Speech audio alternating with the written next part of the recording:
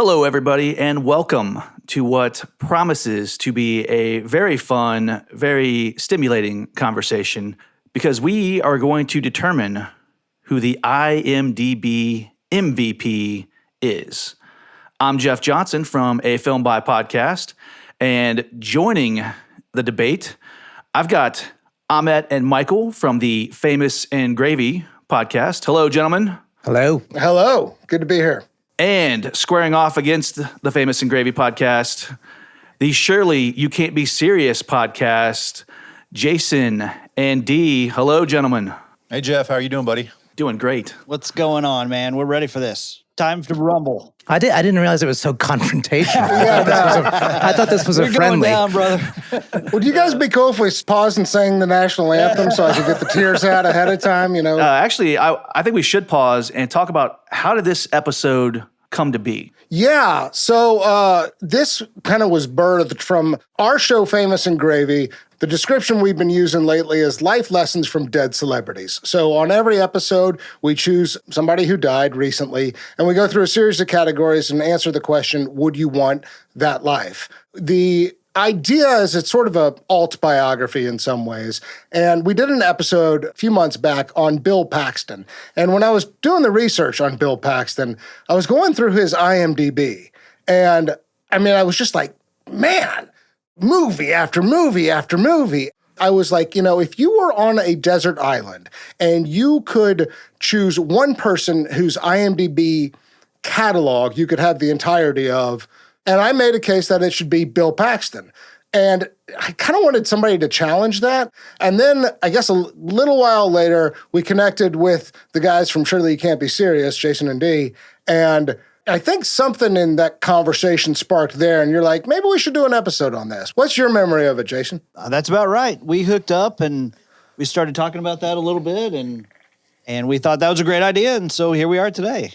We got an idea of what the Famous and Gravy podcast is all about now, but what's the Surely You Can't Be Serious podcast all about? We typically take two albums or movies from the 80s or 90s and compare those. We typically pick monolithic albums and movies, but sometimes we pick some stinkers and we say, what the heck happened? And then part of what we did last year was best year of the 80s. And that's kind of the marriage of Mike's idea and what we'd done in the past was taking something like this, taking actors and their catalog of work and say, who's the best? As for myself, over on A Film By Podcast, we like to discuss some of Hollywood's best directors, but specifically their underrated hits and what we love about them. In the meantime, we've had some fun with some limited series that both Jason and Dee have been involved in the past. So we got a nice little pedigree of film and entertainment podcasting going on here, guys. Shall we begin? Let's do this, man. Let's do it. All right, so let's go to our first category, box office and quantity of roles. Jason, let's start with you. Who are you representing? Samuel L. Jackson, the big MFer himself. And you will know my name is the Lord when I lay my vengeance upon thee. I feel kind of bad starting off with box office, so I'm going to go ahead and do IMDb credits first. So he's had 180 IMDb credits. That's solid, right? That's good. As far as box office numbers go, Samuel L. Jackson is number one for his catalog at the box office, and I show it somewhere around $28 billion. Whew. I hate to spike the football on everybody coming out of the gate, but top that, suckers. Yeah. Well, I'll tell you, for the listeners and for the listeners of A Film By Podcast, I thought, why don't I add like one little nugget, one little factoid about these performers. So, Jason, you may be interested to know that Samuel L. Jackson happens to collect action figures, specifically only of figures of characters that he's played. So I'm sure he has plenty of Shaft and Frozone and Mace Windu figures, maybe a couple Jules Winfields in there. But yeah, Amit, let's talk about who you're representing with this first category. Who are we talking about? I'm representing Fred Willard. Fred Willard. The reason I'm doing that is we did an episode on Fred Willard. It was our episode 59 entitled Best in Show. So it's during that episode that I realized how prolific he is and how many movies he has parts in, regardless of the size of the part. I can lick any rear-end problem you can bring me. In fact, I do a lot of celebrities, too. Just last week, I reamed out Roger Moore. He was totally satisfied. Matter of fact, he's coming back next weekend for a complete rear-end job. We did a lot of research and a lot of work on him, and I was wowed by the breadth of his appearances and his IMDb. So that's why I'm backing him. I got to say, when I first heard this lineup, I heard the name Fred Willard. I said, excuse me? But Fred Willard?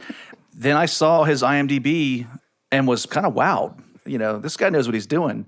Amit, talk to us. What do we know about his box office and quantity of roles? IMDb entries is at 317. That's versus, what did you say for Samuel? 180, I said, was substantial. So Fred Willard... We've cleared that by 137. Leaps and bounds. Yeah. Yes. The actual amount of roles is over 700. Many of those credits are for series in which he appeared multiple times. And I challenge anyone to beat that. I think he's going to go uncontested. I'll tell you one thing I love about Fred Willard. I'm from Ohio. Fred Willard grew up just north of me in a little city called Shaker Heights. Turns out he was doing that the same time another famous actor was doing it, talking about Paul Newman. So that's some pride for that neighborhood. Wow. That is huge. Fred Willard and Paul Newman could have been on the same Little League team. There's another little bit of Fred Willard trivia that I think really relates to your show. Do you know what I'm talking about, Dee and Jason? No, hit me. Originally cast as the role of Stryker in Airplane. Whoa. And missed the role. Yeah, pass it up, yeah. He was the one who would have said the words, "Surely you can't be serious." Yes. He was that close, and he ended up not getting that part. Wow. How about that? That's great. And then his wife said, actually, it wouldn't have been as funny. It wouldn't have been as funny. You would have ruined the movie. Which I thought that was the perfect way to deal with regret. That's love and support. Beautiful. That's very All right. Okay, so you haven't hit me on box office. Do I even play anymore, or is it just over after Jason talked? So I think I'm at about a tenth of yours, $2.3 billion in worldwide box office. It's not bad. No, it's not bad. It's just outside the top 1,000. That is GDP of several countries. He's besting Sam Jackson in roles, but he's coming up short on the box office. D, welcome to the game, sir. Hello. Who are you representing? All right. My IMDb MVP is the infamous, the amazing, the unparalleled Gary Oldman. Benny, bring me everyone. What do you mean, everyone? Pausing for applause. Thank you. Yes. All right. His box office at this point is $11 billion, which puts him in the top 30 for all of the actors in Hollywood. IMDb has his roles at 106. We talked a little bit before the show that can include shorts and video games and music videos and such. But obviously, most of these are major roles, mostly in movies and then some TV series. Well, thank you, Dee. And a fun fact for those listening about Gary Oldman. Gary Oldman is actually a very accomplished musician and has often stated he would rather be a musician than an actor. Fun fact about him, while on the set of the Harry Potter films, he taught Daniel Radcliffe how to play bass guitar. It's fantastic. That's cool. In my biography research on him, I saw that he actually gave up music to pursue acting when he saw Malcolm McDowell's performance in The Raging Moon. How about that? We got one more competing for the IMDb MVP. Michael, who is your choice? Call me lazy. I went ahead, and since this whole ideal was inspired from Bill Paxton, I'm arguing for Bill Paxton. I'm going to plant my flag in the ground there. I had expected his box office to be a little better than it is. It's not bad. It's a very respectable $4,800,000,000, which puts him somewhere around 136 in the global ranking. I had expected it to be better because of his association with James Cameron films, which, have consistently performed extremely well. That's it, man. Game over, man. It's game over. What are we gonna do? I guess I want to make the case here while we're on this category that money is not everything. It's also about what you do with those roles. And I think that there is a per movie calculation worth doing here because Bill Paxton he's credited with about 99 different parts. Most of those are TV. I actually don't know the exact number for movie, but I think if you were to take just the box office movie and then divide it by the number of movies he in, I think there might be a case there that the per movie gross is strong, but I'm not sure. I'm making that up. I would really feel sorry for Fred Willard if that was our metric. Yes. Fred, each of your movies is worth about $3, and that's all you get. Yeah. So that's my case. Bill Paxton, I'm here to represent him. This is a fantastic lineup of actors that we're discussing today. I can't wait to see how this is going to shake out. So let's get into another category that might shed a little more light on how accomplished these actors are. Talking about our second category, genre diversity. You know, when an actor looks at a script and he looks at his options, I mean, he's got action, sci-fi, thrillers, horror films, romance, westerns, dramas, comedies, sports-themed movies, action adventures, mysteries. There's so many genres and subgenres to choose from. So let's talk about the genre diversity of these four guys, starting with Samuel L. Jackson. Jason? All right. Samuel L. Jackson's diversity, I think, is excellent. So if you want action movies, we've got Die Hard 3, we've got Patriot Games, we've got The Long Kiss Goodnight, we've got the Kingsman movies. You want westerns? We got Django Unchained. We got The Hateful Eight. You want romance? How about Out of Sight, Jungle Fever? Sci-fi, we got Sphere, Jumper, all the Star Wars prequels that D loves so much.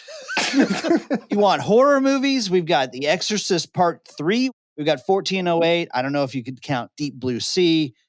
Thrillers, we've got, of course, Jackie Brown, Pulp Fiction, Sea of Love. You know, crime movies, you got True Romance, Goodfellas, Juice, Shaft.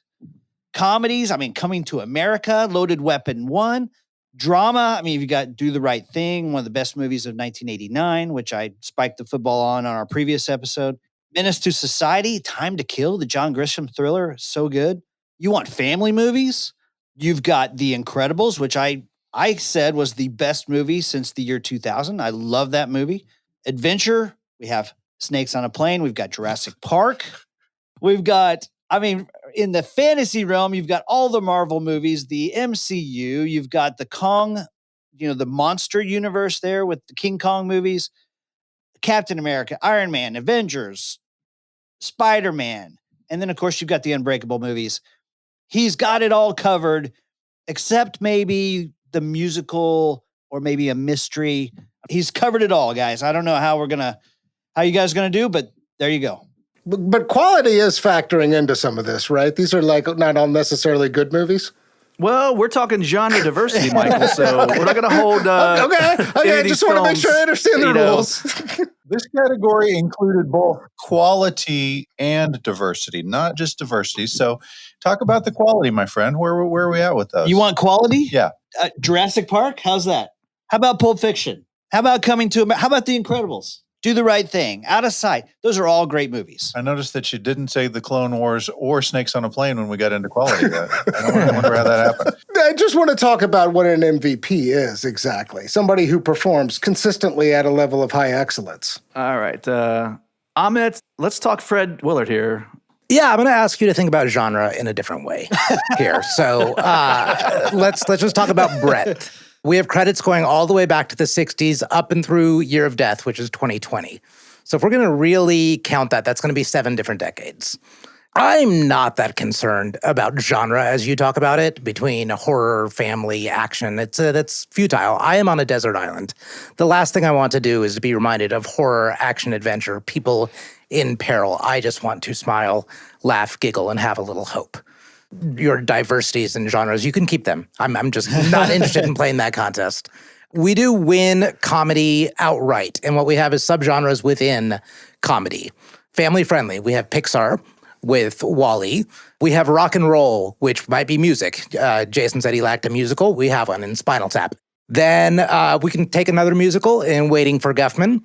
We can take action adventure in Austin Powers 2, The Spy Who Shagged Me. Traditional comedy in American Wedding. You can get action, adventure, mystery. Harold and Kumar Go to White Castle. We have media and journalism in the Anchorman. The journalism genre. The journalism genre. Yeah, so we really dominate the subcategories. We're only concerned with the lighthearted and comedy, but we got it all underneath there. Amit, your debate there was built upon extremely thin ice, but you, sir, are very light on your feet. So my compliments to you. Thank you. He didn't even mention like maybe the sweetest movie of the 1980s, Roxanne. Roxanne, yes. Yeah, that is perfect. there. He played the mayor in Roxanne. I would like to say that I would rather be with the people of this town than with the finest people in the world. Yeah, I thought Jason was going to drop a different 1980s film on us, but I will reserve that title because I want to see where Amit takes it. So, D, let's discuss the quality and genre diversity of Gary Oldman. So this category, we're talking about the quality of the movies, and that's a difficult thing. I mean, everything is subjective, but they do at least give us some ammunition when we look at IMDb. And if you look at IMDb, Gary Oldman has 45 movies that rank 7.0 or higher. Those that rank lower than 5, he only has 8. And I can't think that he's responsible for that on any of those 8 movies out of his 106. Now, if you want to talk about his diversity, I think that he unquestionably wins this category. He's got family movies. He's got fantasy movies. He's got horror. He's got music. He's got thrillers. He's got 15 talk show movies. He's got 2 musicals, which beats Samuel Jackson. And he's even got a game show movie. Let's talk action adventure. You've got Dark Knight trilogy. Let's talk fantasy. You've got the Harry Potter movies. Let's talk animation. He has got Kung Fu Panda. He has got Quest for Camelot. He's even got, in video games, Call of Duty. He has had 38 comedy movies. I could not find where he was in any of them with Fred Willard. I don't know. Yeah, I can't think of one. He's got 38 comedy movies, and that is just naming a few of the multiple categories he's in. I didn't even bring up history, which he's been Oscar nominated for and won. I will say, anyone that can play Sid Vicious, Dracula, Winston Churchill, and a low-life pimp. You have a seat, boy. You have your sofa egg roll. We got everything here from a little eye Joe to damn if I know. I don't know that person exists. So, Michael, let's talk about Bill Paxton and his genre diversity and the quality of roles he's had. Before I begin, I think it's important to call out what we're actually doing here. We are sitting on a desert island. I'm picturing something from like a Far Side cartoon where there's a little bit of sand, a palm tree, and a DVD player with a screen, and that's about it, right? And so what we want here is to kill time. And to me, that speaks to rewatchability. It also means that I don't want to be fatigued by seeing the same face over and over, even though obviously whatever catalog you choose here, we're going to be seeing this person again and again. But there's a question about, one, whether or not they are dominating the screen and whether or not you just get tired of seeing their face over and over. And there's a question about how many times can I just watch this movie? Sometimes it's on in the background. Sometimes I'm locked in on it. Sometimes I'm just listening to the soundtrack. If that is the thought experiment we're having, I think Bill Paxton is a slam dunk. If Jason won the first category with the box office smash, Bill Paxton has it all. And not only does he have it all, he has excellence with it all. So if you want action and adventure, you've got Predator 2, Twister, Commando, Navy SEALs. If you want science fiction, Terminator and Aliens. If we're going after horror, there are a ton of cult classics. Near Dark, there's a Tales from the Crypt episode. If you're looking for a thriller, you have A Simple Plan. If you want romance, and let's not forget, again, we're on a desert island staring at the ocean, you have Titanic. What more could you want than an island if you're watching Titanic? If you want westerns, you've got Tombstone. If you want drama, you've got Apollo 13, Next of Kin, and if you're after comedy, Weird Science, Stripes, and Club Dread. Sports, we have $1 Million Arm. And for family-friendly, there is Mighty Joe Young, and maybe Big Love is family-friendly. It's not family-friendly, but it's at least family-oriented. I could watch all of these movies over and over again. And sometimes Bill Paxton is front and center, and he's munching up the screen and totally chewing it up. Other times he's kind of hanging in the background and he's giving other people the stage and elevating the experience. If you are on a desert island, killing time, waiting for the rescue, then what you really want is to escape. You want to be taken somewhere else. All of these movies transport you back in time, into outer space, way into outer space. Anywhere you want to go, you get to go with Bill Paxton. You know, you gave me a different way to look at this category. Now I'm thinking, well, maybe I don't want to watch Bill Paxton, but I do want to see a great Arnold film. And maybe I want to watch Commando. Or maybe I just want to hear, just some background music and, I want to put Twister on because it's got a great soundtrack. So I'm looking at this category a little bit differently now. And that's because of your argument for Bill Paxton. So thank you for that. You're welcome. Gentlemen, let's move on to a category that I absolutely always have a lot of fun with. This category is called Wild Card. This is your opportunity to talk anything you want about your MVP candidates, background, filmography, whatever it could be. Anything goes here. Jason, show them how it's done with Mr. Samuel L. Jackson. For my wild card, I'm just going to pull out a few things that I think add a little bit to the name Samuel L. Jackson, okay?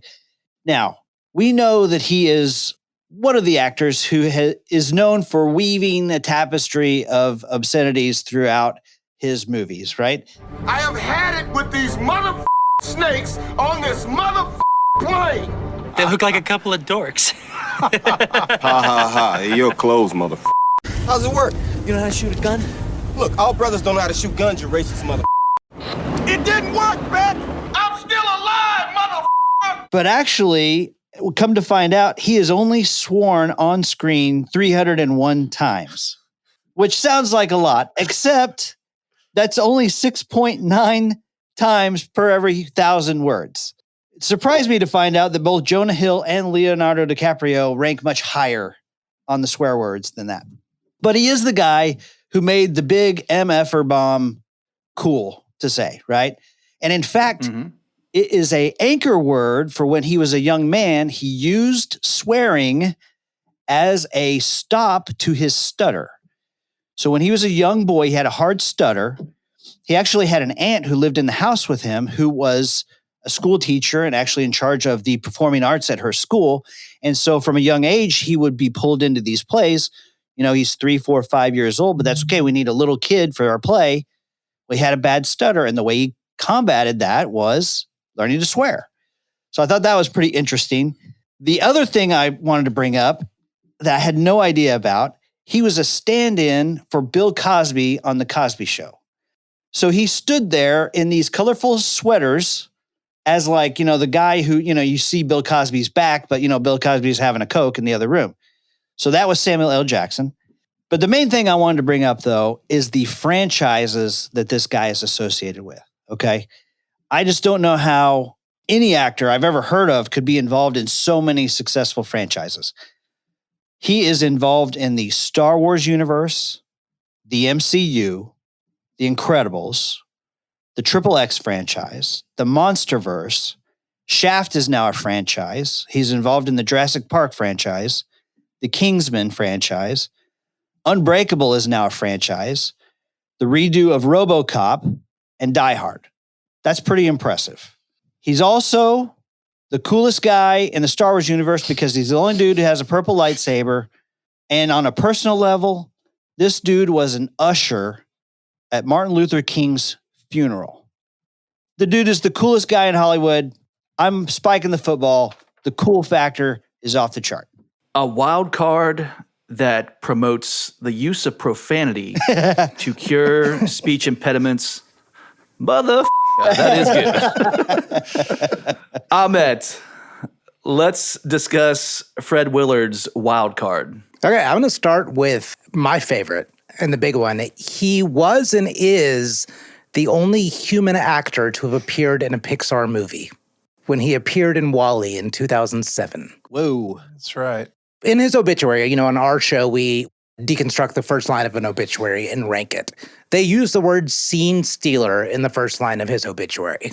So in these 317 credits that we have, this very large stacks of DVDs on our desert island, we know that we can wait for the Fred Willard moment in each movie and see the scene being stolen away. So there's a bit of a hunt and anticipation in each of these movies in the watching experience. And that in alone, I think, is entertainment on top of entertainment. Secondly, the style of acting that Fred Willard really, really made famous was this improvisational comedy that Christopher Guest is best known for, and Fred Willard being his top lieutenant in it. So we saw that in Spinal Tap, Waiting for Guffman, Best in Show, Mighty Wind, Mascots. That was actually little known. That tactic was used in Anchorman, and Fred Willard, playing the station manager in Anchorman, was kind of a coach on set to everyone on how to just kind of go with the flow and improv your comedic lines. And lastly, I think compared to the other three candidates here, Fred Willard has an extensive catalog of TV appearances. So not only do we get these movies, but if we are sitting on our desert island, we will get not only the entirety of Everybody Loves Raymond, but also Modern Family, Bold and the Beautiful, huge wild card. He actually won a Daytime Emmy for it. You'll also get I Think You Should Leave. You'll get Drunk History. You'll get Saturday Night Live, which he hosted in 1979. You'll get Family Guy. You'll get Roseanne. You'll get The Simpsons. You'll get The Love Boat, Fame, Golden Girls. There's pretty much not a sitcom you can name around the 80s or 90s that he did not have an appearance in. He just laid down the Ace, the Love Boat series. Yes. And speaking of Ace, the Ace Trucking Company was Fred Willard's improv troupe, which made over 50 appearances on The Tonight Show. All right. It's impressive. D always holds his cards close to his chest. D, are you ready to play a wild card on behalf of Gary Oldman? Yes, moderator. I believe this is where I pull ahead of the pack and leave everyone else behind. I could not have asked for a better setup than Mike gave in our last category. You didn't want a leading man as your actor because you'd get tired of seeing that same guy over and over again. Tom Hanks has a lot of great movies. He is a great actor. But if you've got the rest of your life with only watching Tom Hanks movies, you're going to get tired of him, right? So I want you to think about something for just a second. Think about Fred Willard's voice. You got it? Let's start right out. Hey, what happened? As you know, back in 1970, I started on a series called Hey, What Happened? Okay. Think about Samuel Jackson's voice. It probably is a profanity, right? Well, I'm a mushroom cloud laying motherfucker. Every time my fingers touch brain, I'm Superfly TNT. Even Bill Paxton, whether he's an Earp brother or whether he's Chet, think about his voice. Coconut, Pete's, paella. The secret ingredient? Coconut. Now think about Gary Oldman's voice. Because he knew deep down it was you all along. Can you even tell me what country he's from? A man could not live with himself. And it would be such bad politics. Can you tell me where he was born? It was a Christian camp my father founded for poor, unfortunate, cast-off little boys and girls who would do anything for a candy bar. No, you can't, because his voice is different in everything he's in. He is a leading man in several of these movies, but it doesn't matter because he's a different human being in every single one of these movies. His range is incomparable to anyone else. He is an outlier with his ability not to act, but to seemingly medium channel other human beings and become them. There's a meme out there that says, if suddenly you were walking along and somebody yelled, cut, and all of a sudden you realized that you were actually Gary Oldman being played in a movie, you wouldn't be surprised. Okay. let me throw this out at you. Okay. He goes from playing a New York gangster to a Shakespearean comic knave, to Lee Harvey Oswald, to a Transylvanian count, to a dreadlocked, eubonic-speaking pimp, to an American drug-addled cop, to a 19th century German composer, and that is only 1990 to 1994. All of them fantastic movies. He's played an ape. He's played a peacock. There is nothing that this man can't do. And so even though he might be a leading man sometimes, and he might be a very simple bit part guy some of the time as well, he is always going to give you something fresh. There is nothing that is repetitive about him or his movies. Michael, that's going to be a tough act to follow. Are you ready to play the Bill Paxton wild card? I do think that there are some very compelling reasons to elevate Bill Paxton. First, I think a little trivia here, just because this communicates how fun he is. And I actually have Jason to thank for this little factoid. Bill Paxton is the only actor of all time who was killed by both a Terminator, an alien, and a Predator. That tells you something about what he's up against, that he's willing to go to the far reaches of space and the most dangerous machines of all time, not to mention whatever the other third thing is. I lost the thread there. Okay. The hottest day on record in Los Angeles. Yeah. Thank you. Something else that should be brought up about Bill Paxton, this has very little to do with his movies, but it's important. He saw JFK, not the movie, but the man, on November 22nd, 1963, as the motorcade was passing through Fort Worth. There is a picture of a young Bill Paxton up on his father's shoulders, looking at the president hours before he was assassinated in Dallas. Anybody who intersects with history in that kind of way is walking around with a gift, is walking around with something special that he carries with him everywhere he goes, including onto movie sets. And that brings me to the last point I want to make in Wildcard. Amit brought up the obituary a moment ago. There was a word used in Bill Paxton's obituary that I want to draw attention to, and that word was affable. You talk about Fred Willard on a desert island being somebody who brings joy and humor. That's great. I think affability is a more important quality. Affability relates to who you're hanging out with and how much you want to hang out with him. Yes, I am impressed by Gary Oldman. He brings an intensity to who he is, and there is not a role he plays where he doesn't disappear into him. But I'm not on this desert island to celebrate one man. I'm on this desert island to celebrate a rich catalog. And sometimes that means that it's not just one person, but the entire cast and the entire experience of a movie. I need somebody affable who's here to bring every movie to a place of transportation and vicarious experience. So that's my wild card. Mike, I got to tell you, if there's one word that defines you in the wild card round, I would say passionate. That was a very well given speech there. Guys, we've already name dropped several incredible titles that these actors are a part of, but this next category, here's where you need to come out swinging, guns a-blazing, because we're going to do top 5. Jason, I want to hear your top 5 performances for Samuel L. Jackson. I don't know if these are top 5 performances. I'm going to say these are his top 5 movies going toe-to-toe with you guys. So my first draft pick is going to be D's all-time favorite movie from the 90s. That's Pulp Fiction. You know what they call a quarter pounder with cheese in France? No.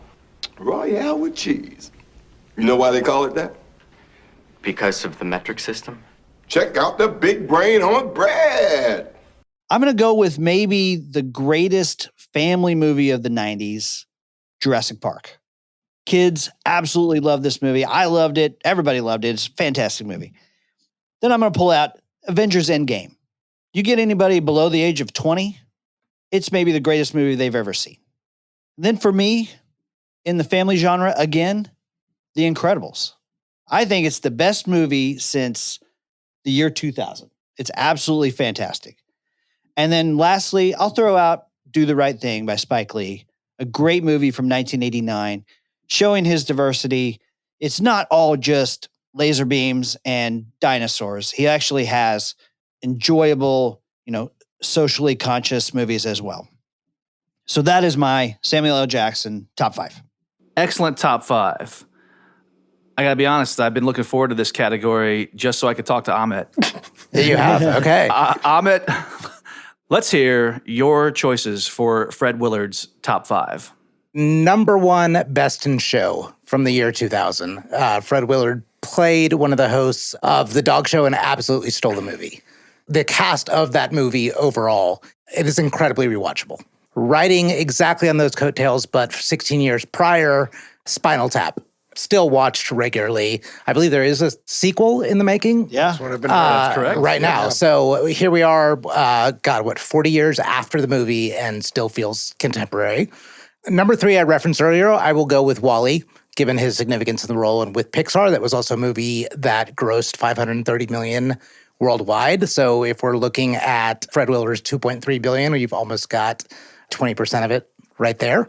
Number 4, I will go Harold and Kumar Go to White Castle. And that is a personal choice because that was one of the first movies with a cool Indian protagonist.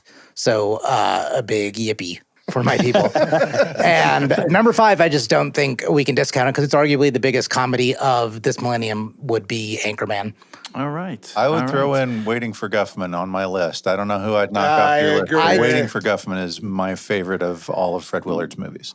I would not disagree with you. Had I was going for variety in my top 5 picks, and since I led with Best in Show, that's the only reason why I didn't bring in Waiting for Guffman, but I could have easily substituted it. Completely agreed. Brilliant in all respects.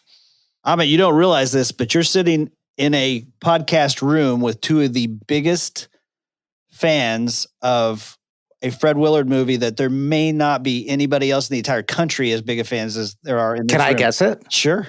Moving Violations? Yes. Yes. I got to say, I was conflicted here because I wanted so desperately to hear Moving Violations on your list, but with the choices that you made, where do you put Moving Violations among those films? So As for me, everyone calls me Doc. Stop by the clinic anytime. Excuse me, you have a clinic? Not just a clinic, the clinic. We do the finest diagnostic checkups in town. Doc Williams at your service. D, this couldn't be easy for you. For Gary Oldman, what are your top 5 choices? It's the understatement of the year to say that it was not easy to bring this down to only 5. He's won an Academy Award. I didn't see that movie, so I didn't pick it. He's won a Golden Globe, but I didn't see that movie either, so I didn't pick that one. He's won 3 British Academy Film Awards, and he's been nominated for 2 other Oscars, and he's been nominated for an Emmy, but I didn't pick that one because it was just a couple of episodes of Friends. I pick the movies that I like. It's my personal top 5. It probably will be different than anybody else's top 5, but I'm going to go number 5, Leon the Professional. Number 4, Oppenheimer, where he plays the president, Truman. Number 3, True Romance, because it is the role I went, this is the same guy? I'm still a mystery to you. See, if I asked if you want some dinner, and you get the egg roll and start to try down, I said to myself, this motherfucker, he's carrying on like he ain't got a care in the world, and who knows? Number 2, Immortal Beloved, because I'm a huge classical music fan. I think it's one of the most underrated movies of the 90s. Great mystery, great music, and obviously great performance. Number 1 pick for the Gary Oldman movie. It was my number 1 pick for all of the movies of the 20th century, and that's Dark Knight. No Dracula? It's fantastic. But I mean, dude, there's a million movies that I could pick. Okay. A lot of Dracula talk on this podcast. I didn't expect that. Michael, let's talk about Bill Paxton's top 5. All right, let me win this thing. So I think the thing that has to really be elevated again here, and that has to be called out, is the word rewatchability. That's come up a few times. We are absolutely talking about some of my favorite performances with Gary Oldman, and definitely some of the most funny movies in the Fred Willard catalog. And everything that came up with Samuel L. Jackson is, well, I think, competes with rewatchability, but not quite this list. So number 5, I struggled here, but I wanted to get a little sentimental. I'm going to put Titanic. I'm ready to get sentimental. I'm ready to get weepy. And look, man, you put that movie on in the right moment, and I can get caught up in it. I've always had a thing for Kate Winslet. I think the set design is extraordinary. I feel like I'm back in the early 20th century. And I guess on the subject of rewatchability, one thing about Bill Paxton movies is you often know the outcome. We know the ship's going to sink, yet we watch it anyway. And in fact, we rewatch it anyway. And that, I think, to me, is what this Desert Island thought experiment is all about. Mike, you and Jason really need to hang out. We do, yeah. What are we doing here? I love Titanic, man. I think it's the best movie of the 90s. It's a great movie. I'm sorry. I'm a sucker for a certain kind of romance. All right, number 4, I'm going to go Apollo 13. I think that the Apollo 13 captures the wonder of space. It's got high drama. I think that there's a celebration of a moment in history. And I think to just imagine yourself traveling literally around the dark side of the moon is the kind of thing that you can connect with if you're on a desert island, because you too feel alienated. You too feel like you're at the ends of the world. Number 3, I need something that is both fun but also high stakes. I'm going Terminator, the original. I think that the way it puts me back in 1984, like those special effects, while sometimes feeling dated, actually have an electricity to them. And I think it's arguably Arnold's greatest role. Number 2, I want to go back to the Old West with Tombstone, mostly because of the Val Kilmer Doc Holliday performance, but I want to be taken back to the Old West and a great shootout. And number 1 for me is pretty obvious maybe, but Aliens. I can watch Aliens over and over and over again. I think the set design of all these movies, and I keep coming back to this idea, take me somewhere else. I'm on a desert island. I don't want to be. I want to be anywhere else.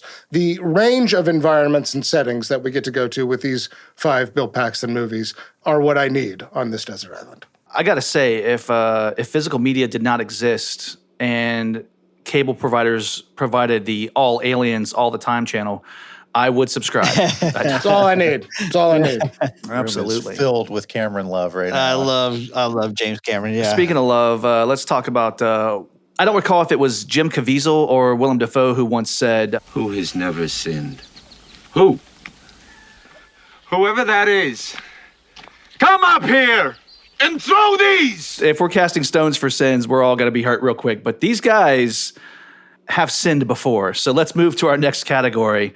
Another holdover, another favorite one. Cinematic sins.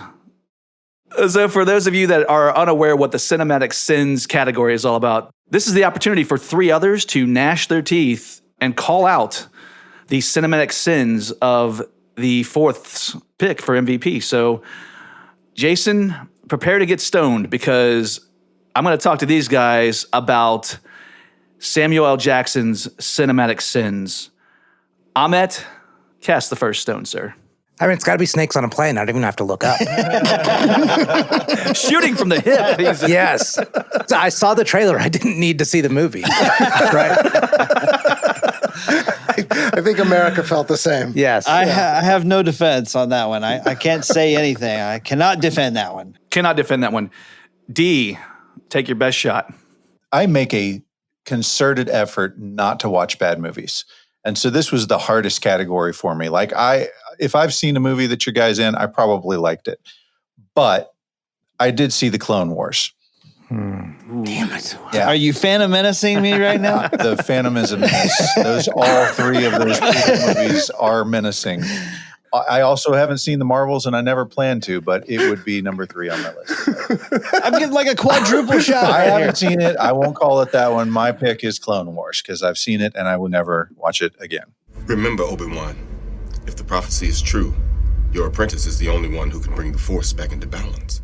How about it, Michael? The problem with Samuel L. Jackson on a desert island is decision fatigue. Yes, there are some gems in here. We can pluck out True Romance or Pulp Fiction, but my God, do you have to sort through an unbelievable amount of crap before you get to anything good. So maybe that is my dig. I'll go Farce of the Penguins. I never saw it. I assume they're making fun of March of the Penguins, and Samuel L. Jackson was the narrator. So that is the stone I shall cast, sir.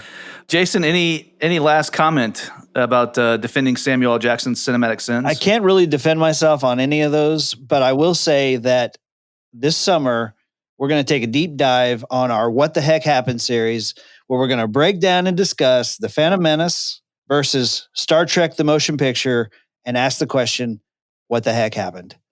Otherwise, I have no defense. All right. While Jason rests, it's Amit's turn. Let's talk Fred Willard's cinematic sins. One of the nice things that I figured out from doing this episode is that on the IMDb app, you can actually sort all of the movies of a particular performer by IMDb ranking. And here's what I figured out about Fred Willard. When someone says, do you want to be in a movie, he does not say no. Yeah, that was him. He was a yes guy. So on his IMDb credits list, he has a movie that ranks less than a 2.0. But I'm not picking that movie because just a couple above that one is the movie Christmas Vacation to Cousin Eddie's Island. And not only is it a horrible movie, but it's an affront to the whole series. And so for that reason, it has to be Fred Willard's biggest cinematic sin.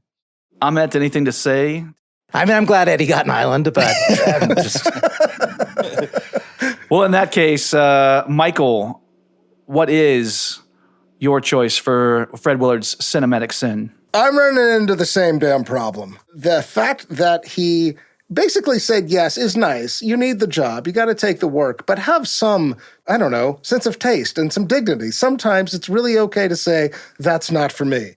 I'll go ahead and choose Reanimated, which is a TV movie from 2006 that got a star of 2.8. I'd never heard of it before I brought it up, but it's representative of the overall decision process for Fred Willard, I'm afraid. Ouch.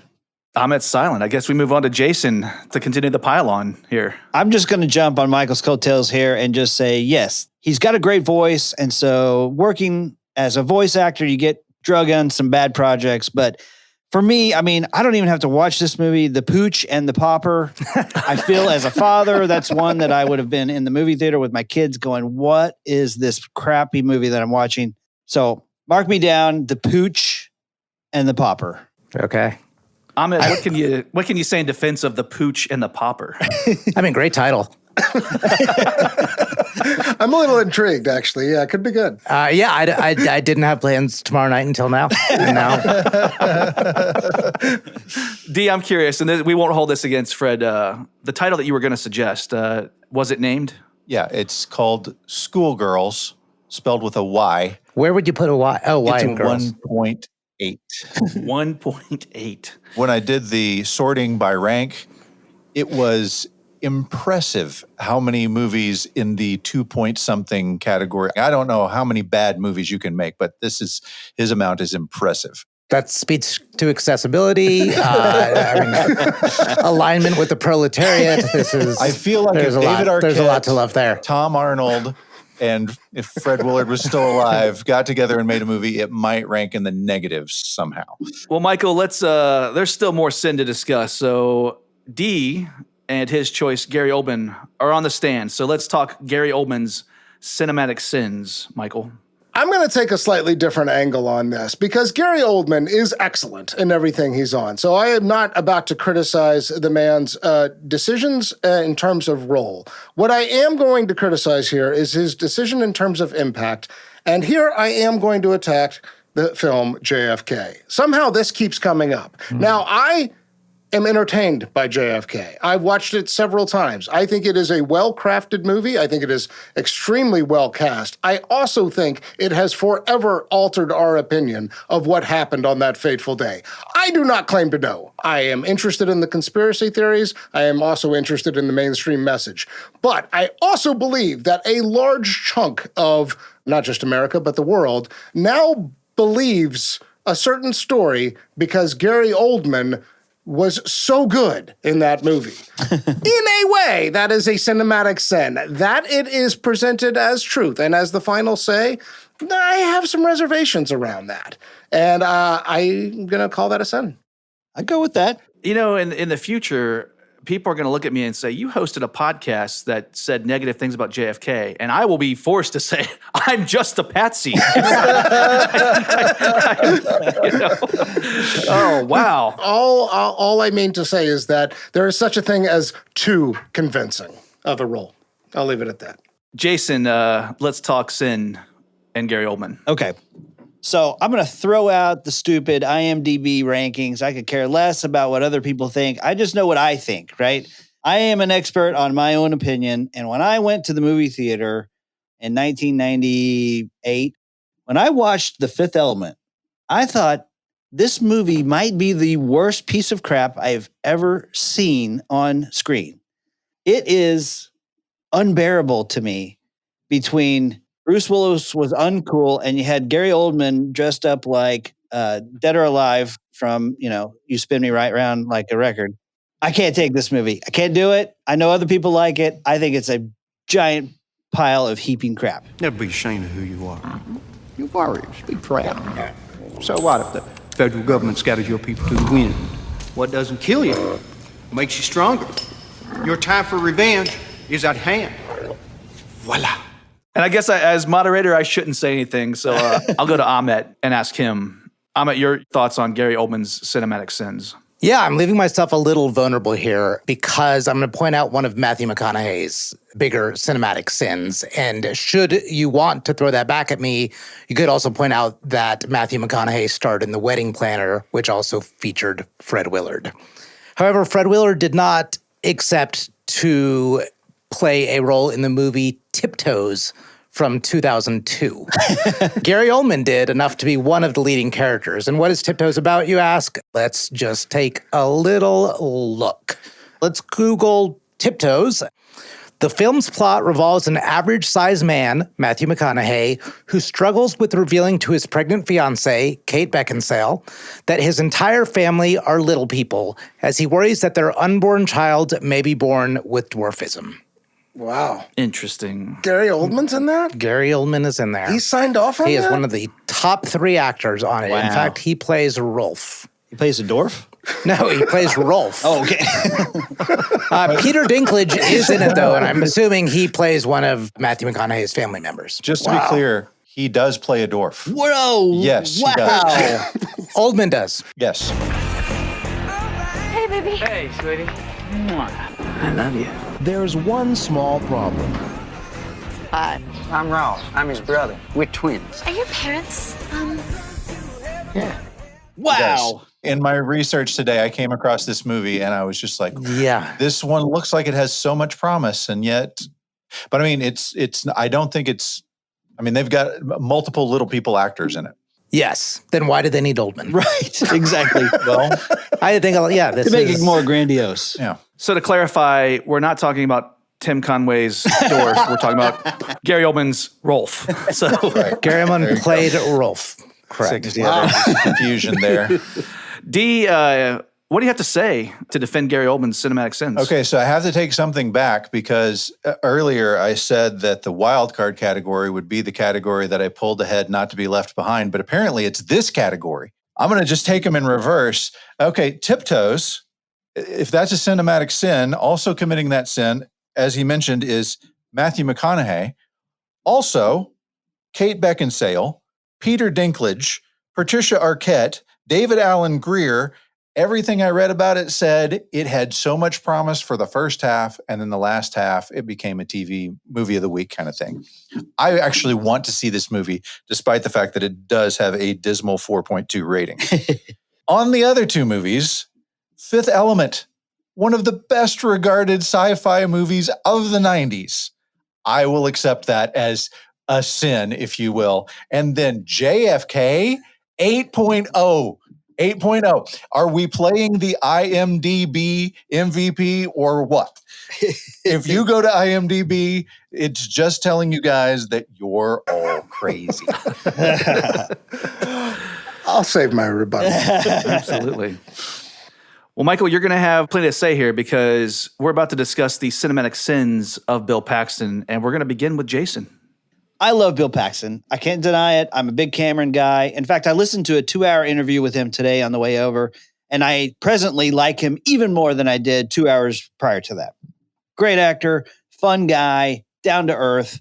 But I know that I watched a movie in college in 1993 called Monolith. And it's like X-Files, cops chasing aliens. And I was very hopeful because obviously, if there's a guy who knows about aliens, it's Bill Paxton. But this was a piece of crap. Who the hell are you? That information is classified. Let us step aside. Where are you taking that girl?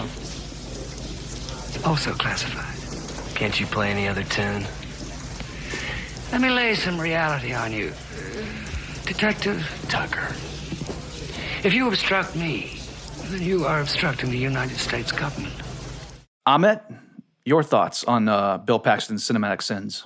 Yeah, so I feel a little bad about this one because I think it was one of his last films and was released posthumously. The Circle, which was an adaptation of Dave Eggers' book of the same name. Horrible adaptation of that. So particularly bothered me because I liked the book so much. And to see Bill Paxton play May's father, May, the leading character in it, in just this horribly conceived adaptation was a punch in the gut. This was the one with Tom Hanks. Tom Hanks is notorious for accepting terrible roles in movie adaptations of Dave Eggers' books. Yeah. I have no rebuttal. D, your conversation about Bill Paxton's cinematic sins. Well, I don't like watching bad movies. I avoid it at all costs, but I also have 5 kids. And so sometimes it's unavoidable. And among the movies that I've had to watch because I have children are the Spy Kids movies. And he was in not one, but 2 Spy Kids movies. That'd be Spy Kids 2 and Spy Kids 3 as Dinky Winks. I don't know how you get offered the part of Dinky Winks and say yes, unless Robert Rodriguez has agreed to put you in his next vampire or grindhouse movie. I just don't get it. Well, hey there, little Miss First Lady. I'm Dinky Winks, owner of this fine establishment. Are you ready to ride the ride and shrill to the thrill, spills, and chills? Yes, I am. Right this way. There you go. Take your pick. They're basically the same movie. I have nothing to say to Dinky Week. So what do you have to say as far as defending Bill Paxton's cinematic sins? Well, now that we've gone through all of us, who among us has not sinned here? I think what I would have to say, IMDb can have their own stars, their own rankings. This is not a conversation about what the critics say. This is a conversation about what we want and what's best for us as we wait out the long hours and days on this desert island. So that's thought 1. Thought 2, I think I already said, who among us has not sinned. And thought 3, and this is probably the most important. Look, you're not going to have great movies if you don't take big risks. I think that's what we want from our actors. I think we want them to say, you know what, I am going to go for it. Hold my beer while I make this movie. And yes, sometimes that's going to result in the occasional Spy Kids 2. And maybe you ask somebody to do it again and Spy Kids 3 comes around. Or maybe you say, you know what, Monolith sounds about right. I've had a good streak with these science fiction, horror, thriller movies. What could go wrong? And unfortunately, everything goes wrong. But when you go for it, the way Bill Paxton went for it, you also get The Terminator and Aliens and Twister and on, and Tombstone and Big Love and you name it. So I'll take the good with the bad here. And I think on balance, these were calculated risks that pay off. No one is a saint here, but the sum total of virtue far outweighs the sin. Well, I am nearing my final judgment, but before I offer that, should we offer you guys a short summation just to say one last thing about your candidate for IMDb MVP? Yeah, I'll start. You want me to start? $28 billion and 11 successful franchises. That is a catalog to take to a desert island. That right there. Amit. 317 credits, both movie and television. You don't know when that rescue boat is coming, so you better have a lot to watch. D. I feel like my competitors are just drawing at straws right now. I'm just going to give you a few facts that I didn't have another place to put it in. Fact number 1, before he became a working actor, he sold shoes and he beheaded pigs in a slaughterhouse. Fact number 2, when he became an established actor, he was the first one they offered the part of Edward Scissorhands to, and he turned it down. Because he might behead a pig with those scissor hands. and Fact number 3, and I know you guys have been waiting the whole show. I sent you a picture earlier today. Uma Thurman, 1991. He was married to her from 1990 to 1992. What? The only, and it just to throw it back to the different types of movie. I mentioned all of the, kids movies that you could watch with Gary Oldman. He had one NC-17 movie. It's called Henry and June, and I remember that. Uma was in that one with him. I think that's where they hooked up, if you will. Okay. That picture is If impressive. that picture doesn't give me some kind of extra credit that I don't really need, I don't know what does. I do like Uma. Yeah. All right, Michael. Yeah, I don't know how to respond to that. I don't know how it has anything to do with what we've been talking about. That's completely irrelevant. But Just so a I'm fluster just tactic gathering right my there. thoughts. I think it's pretty simple. Who do I want to hang out with as I'm waiting for that ship to arrive? I'm asking myself, what do I want from a movie? And what I want from a movie is to get lost in it. I want to be taken somewhere else. I want to consider fantastic stories with epic stakes. I want to consider the impossible, and I want the impossible to be made believable. Nobody was in the range of movies that accomplished that central goal across genres and across budgets. I think how much money it made and what the critics had to say has nothing to do. This is about our relationship to film. And on that score, I cannot think of a better candidate than the late, great Bill Paxton. Very well. Listeners, we have been discussing the box office roles, genre diversity, and films, both bad and cinematically sinful, of Bill Paxton, Gary Oldman, Samuel L. Jackson, and Fred Willard. As far as I'm concerned, this was not an easy decision, and it was a very tight race. I commend all 4 of you. But should I find myself a castaway with a treasure trove of one actor's films, I'm going to have to say the name is Gary Oldman. I'm looking at my scorecard. I'm hearing these passionate pleas. And ultimately, D, I think you did a great job convincing me that Gary Oldman was the choice because while I won't tell you who I had tipped before this even started, Gary Oldman was not who I expected I would come to in the end. So well done, sir. Thank you. It's a worthy foe. I see this argument. Well, gentlemen, I can't thank you enough for allowing me the opportunity to moderate this amazing episode. Absolutely love both your shows. Amit, Michael, can you tell us a little bit about what's coming up this season on Famous and Gravy? We select who we're going to talk about not too far in advance. And we bring a lot of real time to the table. There are some things, I don't know if you want to preview them, Michael. Well, I don't know. Without having prepared a quiz for the opening quiz, how about this? How about I call you early next week and you can take the opening quiz for the next Famous and Gravy episode? I'd be happy. I'd be honored. Yeah, let's do it. All right. All great. right. We like to not reveal until we get to the episode, although now that we're putting the artwork out, it's not really working. But anyway, we like to try and keep it a mystery. Yeah, our devoted listeners like to not know until the day of release. Okay. Jason D., what can we expect this season on the Surely You Can't Be Serious podcast? Man, we are covering a whole slew of awesome stuff from 1984, 1989. We're doing a little bit from 1979. So we're comparing The Cars' Heartbeat City versus Bryan Adams' Reckless album from 1984. We're going to do Pink Floyd's The Wall versus Pink Floyd's Dark Side of the Moon, head-to-head comparison there. We're even doing like great sequels from 1989. We're doing Lethal Weapon 2 versus Indiana Jones 3. It's going to be a lot of fun. Gentlemen, I'm absolutely excited about the upcoming seasons that we're getting into both these podcasts, and I can't wait to hear what you guys have for us. It's going to be great. Jeff, what do you got coming up? Well, I'll tell you, aside from doing what we typically do, which is talk about directors and their underrated hits, I mentioned those limited series that we've had a lot of fun with in the past. We have a couple that are poised to start here very soon. We will be bringing back our A Film at 45 series for one more year, where we'll celebrate the 45th anniversary of some of 1979's iconic films. We will also be doing our new limited series, 1996. So we had a blast talking about movies from 1986. We kind of jumped back 10 years and did 1976 last season. And this season, we're jumping forward. We're going to finish this trilogy, if you will.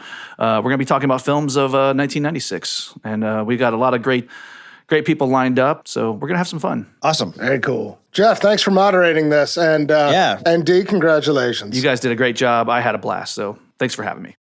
The question is, did we get it right? Is Gary Oldman the IMDb MVP, or did you have another choice in mind? Did you have someone in mind that maybe we didn't even discuss?